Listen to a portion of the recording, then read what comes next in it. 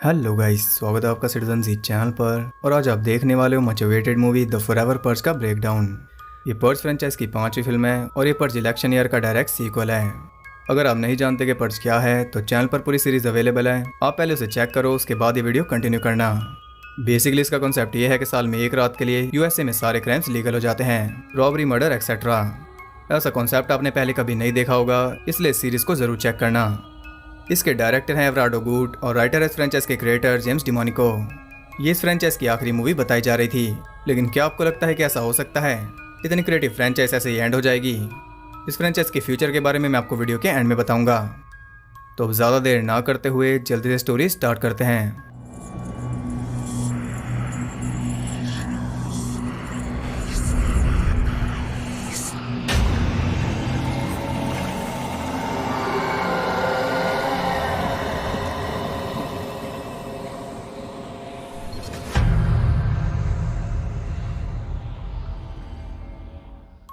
तो election year में Charlie रोन US की प्रेसिडेंट बन गई थी और वो साल था 2040।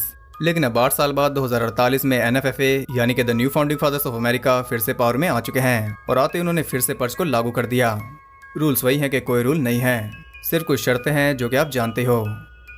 अब इतने सालों बाद दोबारा पर्च होगा और ऊपर से वहाँ पर रेसिज्म भी काफ़ी बढ़ चुका है, यानी कि पर्च बहुत ज़्यादा घातक होगा।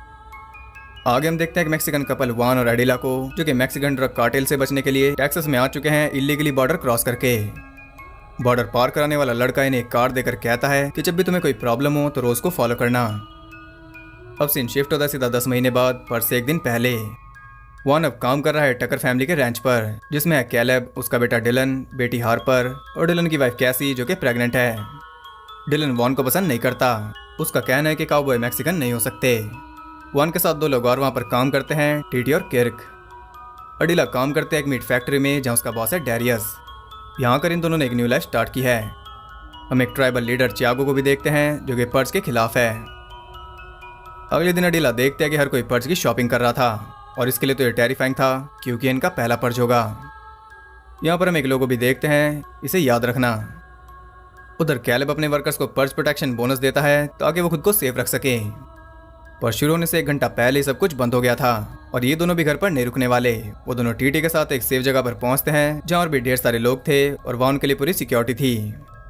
अब इन्हें लग रहा है कि ये सब यहाँ पर सेफ हैं, लेकिन इस जगह पर अटैक होने के सबसे ज्यादा चांस हैं क्योंकि यहाँ पर एक साथ कई सारे शिकार हैं और शिकारियों को यही चाहिए। उधर टकर फैमिली भी अपने घर को सील कर चुकी थी। यहाँ उसी सायरन के साथ पर्च शुरू हो जाता है।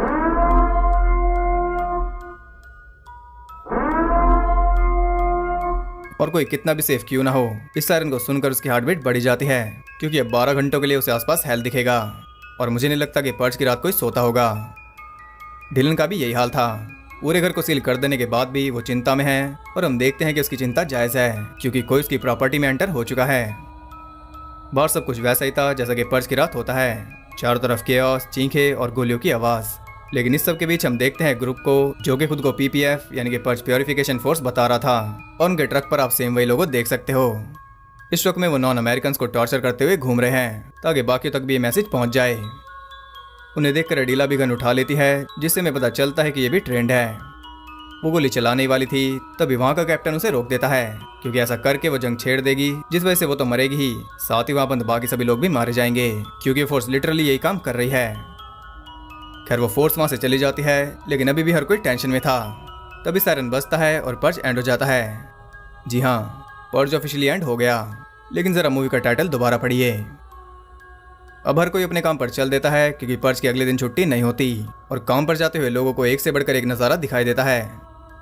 अडिला फैक्ट्री पहुंचकर देखती है कि बहुत ही कम लोग काम पर आए थे और इसमें कोई हैरानी वाली बात नहीं है क्योंकि आधे तो कल रात ही मर गए होंगे। एक रिपोर्टर लाइव बता रहा था कि पर्च एंड हो चुका है, लेकिन तभी कोई उसे गोली मार देता है। इसका मतलब कि लोग अब तक पर्च मना रहे हैं और इस फ्रेंचाइज में पहली बार होगा जब हम दिन में भी पर्च देखेंगे। अडिला देखते कि बाहर केज में एक बकरी बंद थी, वो उसे फ्री कर रही थी और देखकर कोई भी बता सकता है कि एक ट्रैप है। अब आयरनी ये है कि अंदर तो एनिमल्स को काटते हैं और यहाँ इस बकरी को बचाने के लिए मरी जा रही है। पर्च मूवीज को कभी भी हल्के में मत लेना, इनसे ज्यादा पॉलिटिकल और सोशल कमेंट्री कोई नहीं करता। अब जैसे वो ट्रैप में फंसती है, 2 बक्स बनी आ जाते हैं उसे मारने के लिए। वो कहते हैं कि तुम ऐसा नहीं कर सकते, पर्च खत्म हो चुका है, लेकिन वो कहते हैं कि फॉरएवर पर्च है, ये कभी खत्म नहीं होगा। वो उसे मारने वाले थे कि तभी वहाँ पहुँच जाता है डैरियस। वो अडिला को फ्री करता है और वो दोनों मिलकर उन दोनों रैबिट्स को मार देते हैं कि तभी वहाँ पहुँच जाती है पुलिस, जो कि उन दोनों को अरेस्ट कर लेती है मर्डर के जुर्म में। एक और कमेंट्री, उधर टगर फैमिली को भी एक ग्रुप ने कैप्चर कर लिया था और वो ग्रुप है किर्क का। पर्स प्रोटेक्शन बोनस को उसने काफ़ी सही जगह लगाया। अब इन सबको मारकर वो उनके रैंच को कब्जा लेगा। वन और टीटी भी ये सब देख लेते हैं, इसलिए वो जल्दी से गन्स लेकर आते हैं उस फैमिली को बचाने के लिए। इतने में कैलेब उनका ध्यान भटका रहा था, इसलिए वो तो मारा जाता है। तभी वो दोनों भी अटैक करते हैं जिसमें काफ़ी सारे किलर्स मर गए थे इंक्लूडिंग किर्क, लेकिन जो बच गए थे उन्होंने बैकअप बुला लिया था। अब उनके पास रोने धोने का टाइम नहीं था, इसलिए ट्रक में बैठकर वो सब वहाँ से निकल जाते हैं। बाहर चारों तरफ मेहम था क्योंकि अब लोग घर में छुपे हुए नहीं थे, हर कोई अपने काम पर जा रहा था, इसलिए किलिंग भी ज़्यादा हो रही है। वह अडिला के पास कॉल करता है और वो बताते हैं कि वो एक पुलिस वैन में है, इसलिए वो सब चल देते हैं पुलिस स्टेशन की तरफ। लेकिन आगे रास्ता ब्लॉक था, इसलिए अब उन्हें पैदल ही आगे बढ़ना होगा। टीटी, हार्पर और वान पैदल ही आगे जा रहे थे। उधर वैन भी स्टेशन की तरफ ही जा रही थी और उसमें एक मेनियक भी था। तभी कोई आरपीजी से वैन को उड़ा देता है, जिससे पुलिस वाले मारे गए थे और वो मेनियक अडिला को मार रहा था। यहाँ भी डैरियस उसे बचाता है। काफ़ी स्ट्रगल के बाद वो उस मेनियक को मारने में कामयाब हुआ। इधर ट्रक को दो शिकारियों ने घेर लिया था, इसलिए डिलन बाहर जाता है उन्हें मारने के लिए और किसी तरह वो उन्हें मार देता है।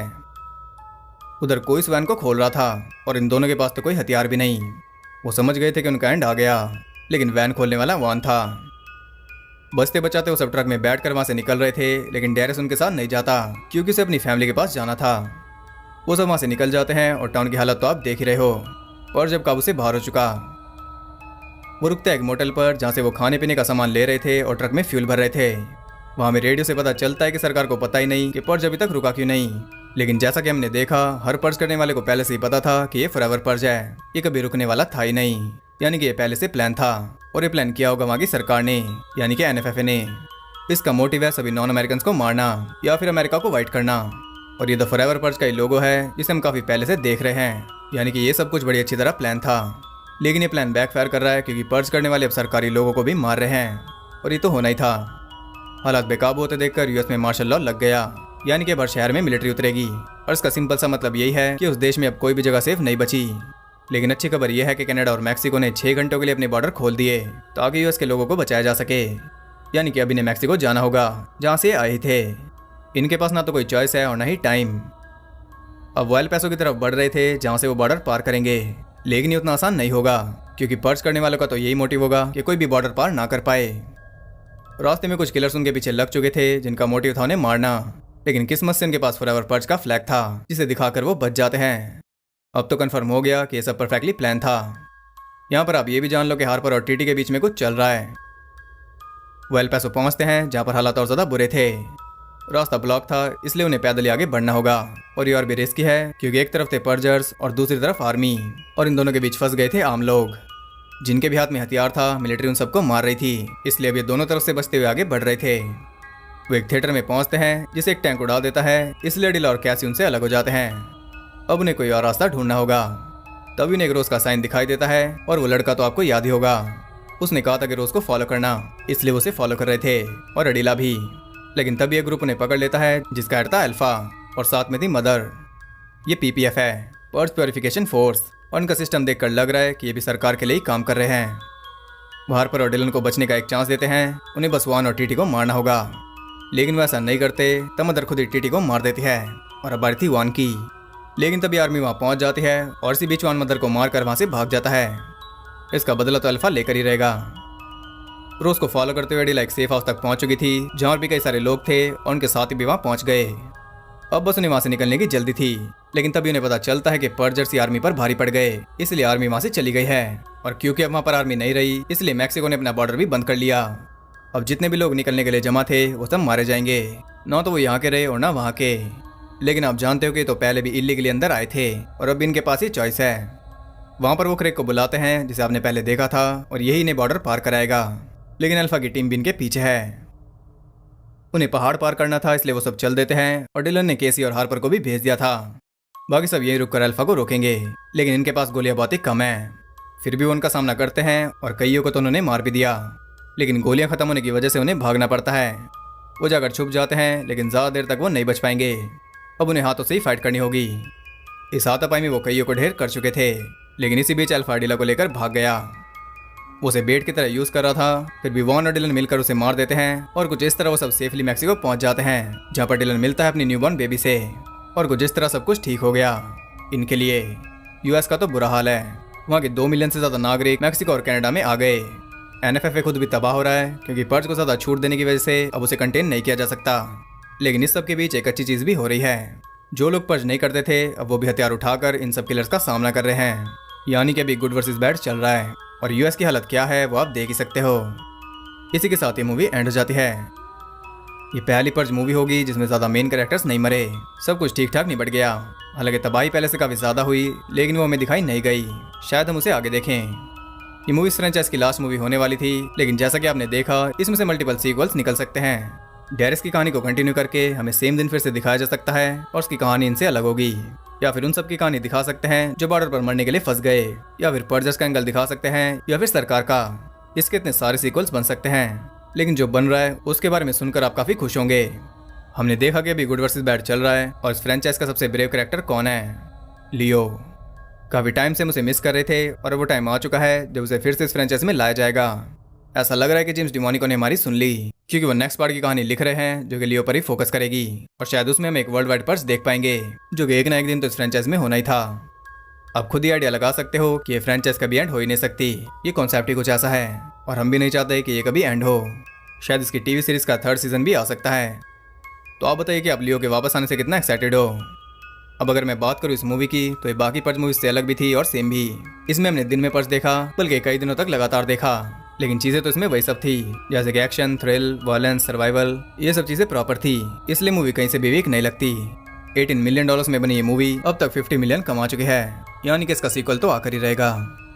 फन फैक्ट ये है कि जेसन ब्लम ने सिल्वेस्टर स्टैलोन को भी एक रोल ऑफर किया था और डायरेक्टर का कहना है कि अगर कभी एलियंस धरती पर आए तो पर्च उन 10 फिल्म में से एक होगी जो हमें रिप्रेजेंट करेगी।